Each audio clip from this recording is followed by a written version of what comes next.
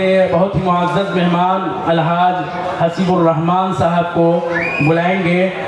ये ऐसी शख्सियत है जो तारुफ की मोहताज नहीं है आप, और अल अमीन मिशन के वाइस प्रेसिडेंट भी हैं और इनका साबुन की फैक्ट्री भी है और आहद या हॉस्पिटल भी है, आहद हॉस्पिटल भी है इनका बर्दवान में।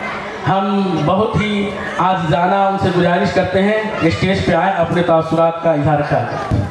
अस्सलाम वालेकुम।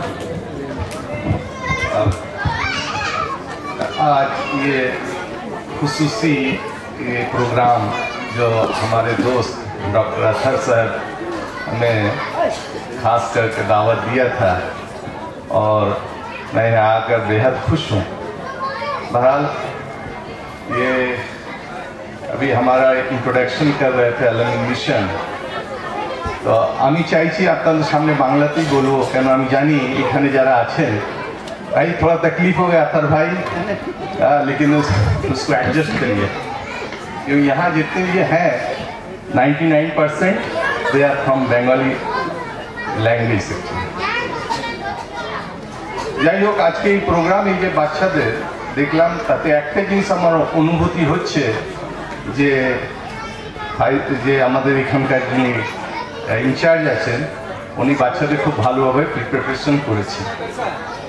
আজকের যে পরিস্থিতি, যে 21st সেঞ্চুরির মধ্যে আমরা যে চলে এসেছি, এটা কিন্তু বৌদ্ধিক উত্তরণের যুগ। এখানে যে তার মাথাটাকে পলিশ করতে পারবে, নার্চারিং করতে পারবে, সেই এটা পরিচালনা করবে এই বিশ্বকে। সেটা তার এম্পাওয়ারমেন্ট, তার সামাজিক এন্টারপ্রিনারশিপ এম্পাওয়ারমেন্ট এবং পলিটিক্যাল এম্পাওয়ারমেন্ট তাদের কাছেই থাকবে।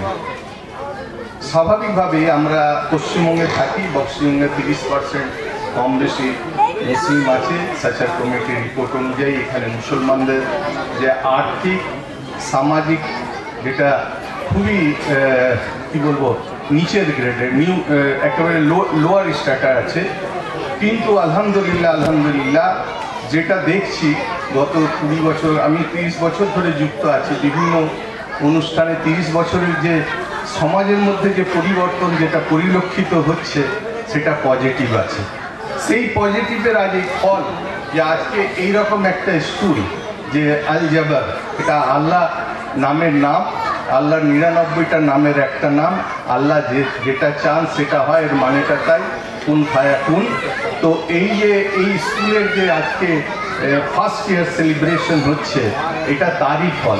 এই যে মুসলিম সমাজের মধ্যে যে নতুন করে যে এডুকেশন মুভমেন্টটা এসেছে, সেটার এটা একটা একেবারে জীবন্ত এক্সাম্পল, যেটা বলি উদাহরণ।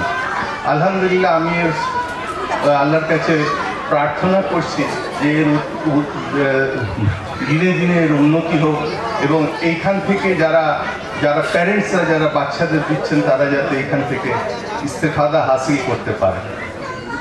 এই এডুকেশন নিয়ে ব্যাপক ডিসকাশন হয় যে এমফাসিসকে কোথায় দিতে হবে, দিনই না দুনিয়া। দেখুন কোরআনে আল্লাহ তাআলা সূরা বাকারাতে বলছেন আমরা সবসময় দোয়া চাইছি রব্বানা আতিনা ফিদ দুনিয়া হাসানাতুন ওয়া ফিল আখিরাতি হাসানাতুন ওয়া কিনা আযাবান নার, কিন্তু এইটা মুনাফিকি হচ্ছে।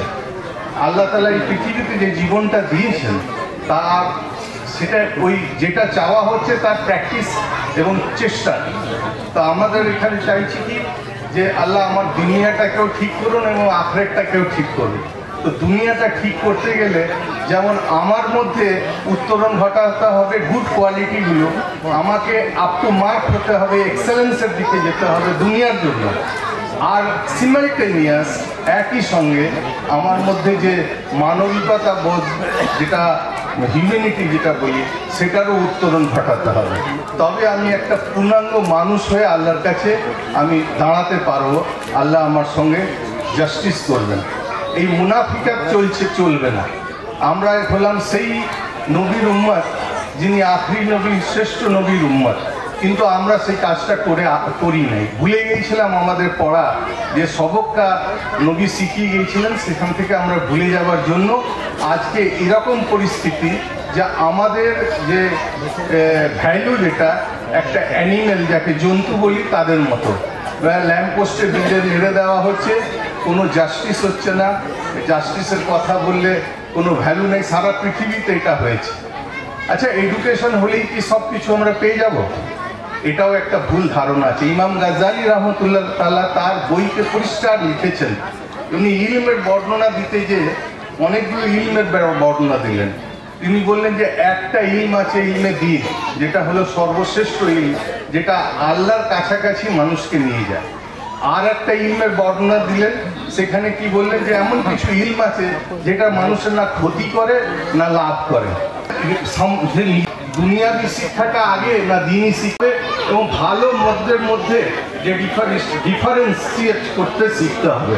কোরআনটা তাই, কোরআনে আল্লাহ তাআলা তাই দিয়েছেন যে কোনটা ঠিক আর কোনটা বেঠিক, এর যে ডিফারেন্স করার জন্যই আল্লাহ তাআলা নবীকেও পাঠিয়েছিলেন। এবং হুদুদ বলে সীমাবদ্ধতা, লিমিটেশন। What's the limitation? আমার আল্লাহর নবী সেটা লিমিটের চেষ্টা করছেন।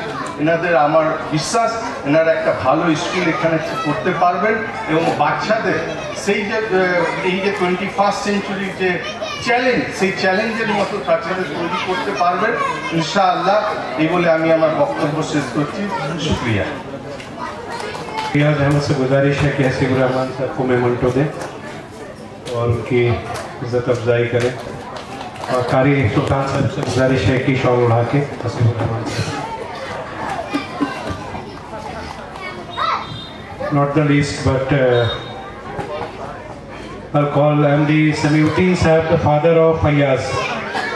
Samiuddin Sahab, आप तशरीफ लाएं स्टेज पर।